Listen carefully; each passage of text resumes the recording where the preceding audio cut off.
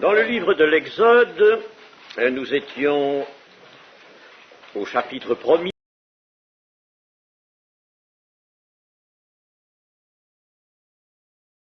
Égyptienne ou du peuple hébreu, cela n'a aucune importance.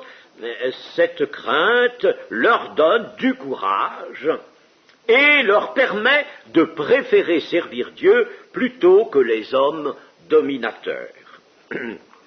La réplique des sages-femmes au Pharaon, le Pharaon s'inquiète de ce qu'elles n'ont pas obéi à ses ordres en faisant mourir les enfants mâles. Alors, appelées devant le roi d'Égypte, et nous voyons que si elles sont appelées, ces deux sages-femmes, c'est que précisément elles représentent en effet une corporation. Alors, le Pharaon de leur dire, pourquoi avez-vous agi ainsi et avez-vous laissé vivre les enfants? Et les sages-femmes répondent, c'est que les femmes des Hébreux ne sont pas comme les Égyptiennes, elles sont vigoureuses, elles accouchent avant l'arrivée de la sage-femme. Évidemment, n'est-ce pas, c'était un moyen de se tirer d'affaire. Peut-être pas très sincère, car si cela était vrai dans bien des cas, cela ne pouvait pas être vrai absolument dans tous les cas. Il y avait bien des cas où les sages-femmes arrivaient quand même à temps. Hein. Mais enfin, elles se donnent cette raison et le Seigneur les bénit.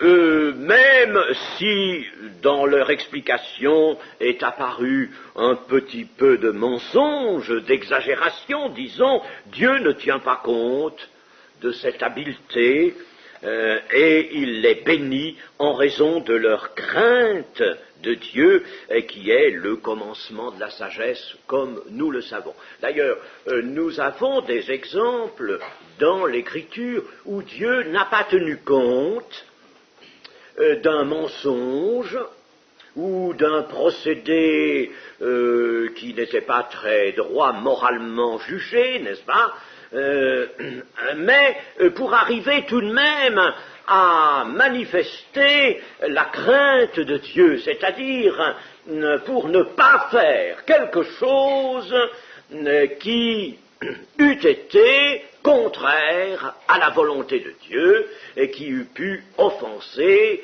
Dieu ou soulever sa colère. Et Dieu ne tient pas compte de ces procédés. David lui-même, à un certain moment, emploie un procédé qui n'est pas absolument correct, si vous voulez, sous le jour d'une morale, n'est-ce pas, de la simple morale. Alors, est-ce que Dieu est indulgent? Est-ce qu'on peut penser qu'il n'attache pas trop d'importance à la manière dont nous nous tirons d'affaire, pourvu que, en définitive, nous lui obéissions? Non pas, chers amis, c'est pas ce qu'il faut penser. C'est pas ce qu'il faut penser. Mais ce qu'il faut penser, c'est ceci, c'est que lorsque Dieu voit un être humain, homme ou femme, qui a dans son cœur la crainte de l'Éternel, et qui agit dirigé par cette crainte, ne voulant absolument pas faire quelque chose qui soit contraire à la volonté de Dieu, et qui devant une situation difficile, comme par exemple celle où s'est trouvée Rahab, la prostituée, qui cache les envoyés de Josué, n'est-ce pas, avec des tiges de lin, et puis qui ment et qui dit ils ne sont pas là, ils sont partis, tenez, dépêchez-vous, vous allez les rattraper là-bas, n'est-ce pas, et ils sont là. Eh bien tout cela, ça tient du mensonge, et Dieu n'en tient pas compte, il a béni Rahab aussi. Non pas pour vous inciter à mentir, chers amis, vous, non pas pour cela, mais il a consenti à bénir, tenant compte de ce qui était d'abord en avant la crainte de l'Éternel qui faisait agir, et il a fait cela parce que à des personnes qui viennent vers lui, il ne demande pas les œuvres, il demande la foi. Rahab avait la foi. Rahab est venue avec la foi. Elle a manifesté sa foi Et qu'est-ce que vous voulez, prise de court devant une situation difficile, elle a menti, elle s'en est tirée par un mensonge. N'est-ce pas? Et ici, c'est un peu le cas aussi. Et il semble que Dieu n'ait tenu aucun compte de cela. Il a béni Rahab. Rahab a été sauvée, elle et sa famille.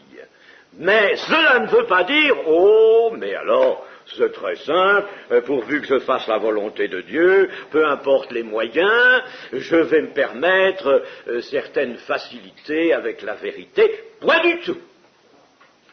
Et Paul nous dira bien que ce n'est pas par le mensonge que l'on peut établir la justice de Dieu. Mais, je vous le répète, il s'agissait là de personnes auxquelles Dieu ne demande pas préalablement les œuvres. Il leur demande la foi. Elles donnent la foi.